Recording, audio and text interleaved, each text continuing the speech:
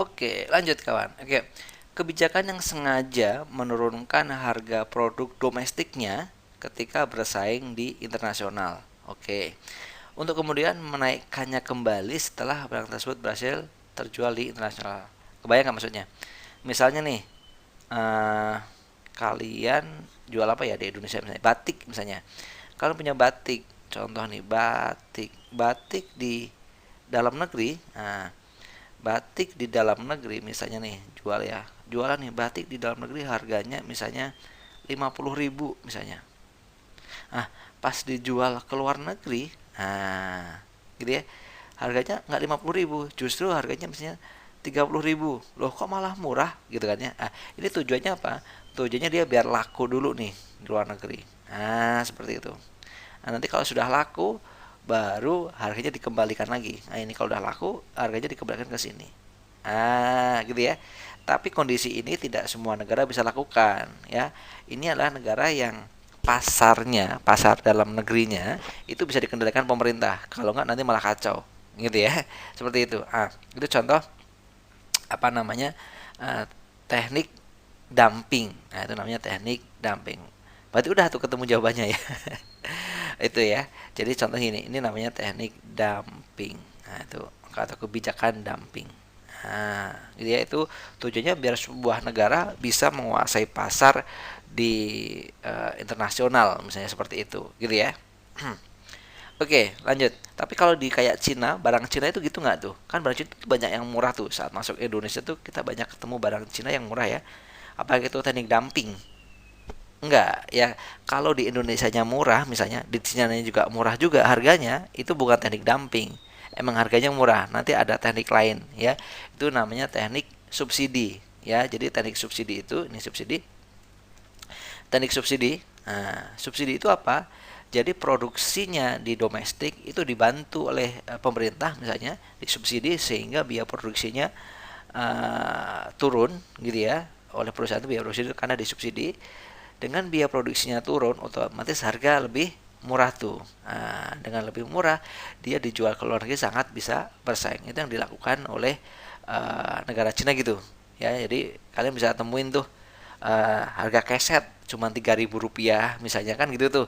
Harga handuk misalnya cuma 5.000 rupiah gitu ya karena mereka disubsidi gitu ya. Itu juga tujuannya untuk apa? Menguasai perdagangan internasional seperti itu gitu ya.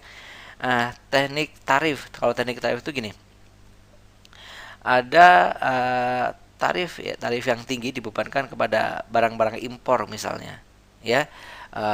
Tarif pajak misalnya ya, barang-barang yang mau masuk ke Indonesia nih kita pajakin lebih tinggi. Tujuannya apa? Biar barang itu nggak masuk. Kalau seandainya masuk ke Indonesia, dia tidak ngalahin tuh dengan produk yang dalam negeri. Itu biasanya untuk melindungi produk di dalam negeri gitu ya. Kalau kuota impor itu artinya adalah jumlah, batasan jumlah sebuah barang misalnya bisa diimpor. Kita sering dengar tuh ada kuota impor sapi misalnya atau kuota impor beras, itu adalah batasan barang bisa masuk ke dalam negeri. Kurang lebih gitu ya. Sip. Ini paling cocok apa tadi? Dumping. Gitu kan ya. Kalau pajak itu tadi ya pajak aja seperti biasa ya. Jadi barang masuk itu ada pajaknya. Ah, kurang lebih gitu. Jadi di soal ini adalah disebutnya teori dumping. Gitu ya, bedakan dengan teori subsidi tadi. Gitu ya. Kalau subsidi emang harga di dalam negeri dan di luar negerinya juga sama. Tapi kalau dumping beda. Harga di dalam negeri justru lebih tinggi dari harga yang ada di luar negeri. Gitu ya. Oke, see you. Dadah. Semangat kawan. Sukses.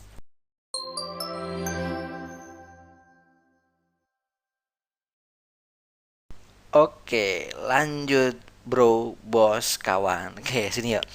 Kebijakan proteksi yang ditujukan untuk menurunkan nih, lihat clue-nya di mana nih? Menurunkan biaya produksi barang domestik. Jadi biaya produksi dalam negeri diturunin. Sehingga diharapkan jual produk dapat lebih murah sehingga harga jualnya lebih murah dan bisa bersaing di pasar internasional. Clue-nya gitu.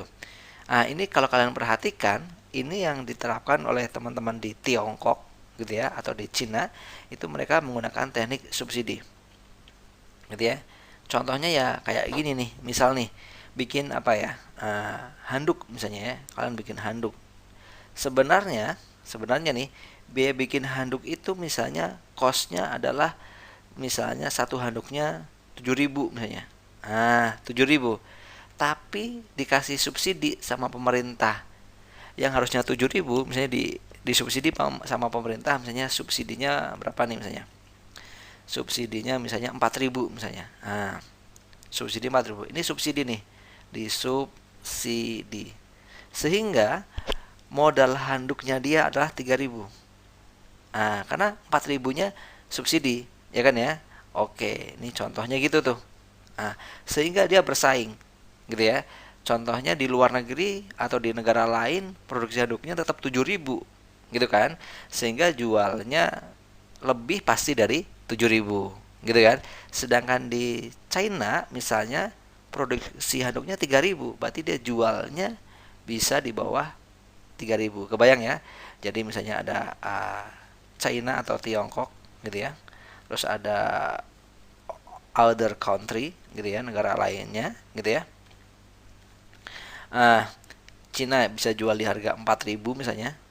Karena dia modalnya cuma 3.000. Negara lain misalnya dia jualnya bisa 7.000 atau mungkin 7.500 atau 8.000 bahkan gitu ya. Misalnya gitu 8.000 deh misalnya. Ini jauh banget. Jadi akhirnya dengan seperti ini negara pedagang-pedagang Cina diuntungkan tuh. Dia masih dapat untung gitu kan ya, dan dia bisa bersaing di kancah internasional. Wah, itu namanya teknik apa? Subsidi. Gitu ya. Oke, ini yang disebut juga sebenarnya perang dagang gitu ya. Jadi dana pemerintahnya dilakukan untuk menguasai perdagangan atau ekonomi internasional. Oke, mantap banget ya. Semoga Indonesia bisa juga tuh gitu tuh ya. Oke, see you. Dadah.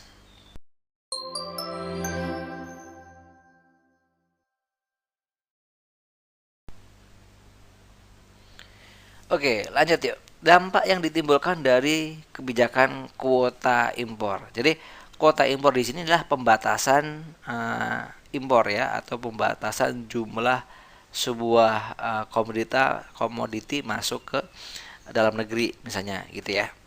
Sehingga dengan adanya kuota, apa yang terjadi gitu kan ya? Jadi ada batasan. Jadi nggak boleh sembarangan impor. Semuanya boleh, jumlah berapapun boleh, nggak boleh, harus ada batasannya.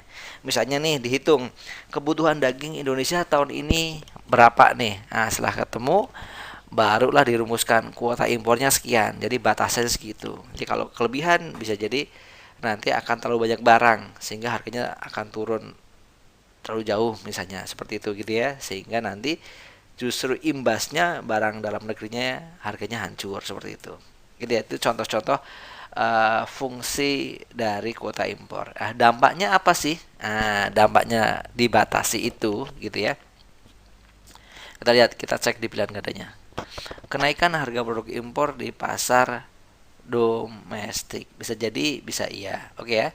Karena biasanya dia sudah dihitung dulu. Ya, kuota impor itu sudah dihitung. Tujuannya adalah biar barang domestik ada, tapi juga harga tidak naik, tapi harga stabil. Kenaikan jumlah produk impor di pasar domestik, gitu ya. Ini berarti ini enggak ya, karena sudah diatur dia biasanya. Kenaikan jumlah produk impor di pasar domestik. Justru enggak, karena kan dibatasi ya. Justru produknya ya sedikit atau terbatas gitu ya. Seperti itu. Berkurangnya jumlah produk impor di pasar. Ya ini betul justru. Karena dibatasi otomatis ya berkurang. Karena dibatasi kan. Pokoknya harga produk impor di pasar domestik biasanya harganya bisa lebih naik atau stabil sih gitu ya, karena biasanya kuota impor itu emang sudah difikirkan agar pas berapa jumlahnya. Penurunan harga produk ekspor di pasar luar ini nggak ngaruh. Gitu, ini nggak ngaruh. Jadi yang paling tepat yang C. Si C gitu ya, berkurangnya jumlah produk impor ya. Kalau harga tergantung gitu ya, karena kuota impor itu sudah memperhitungkan agar tidak terjadi lonjakan harga. Oke, ngerti ya? Sip, see you, dadah.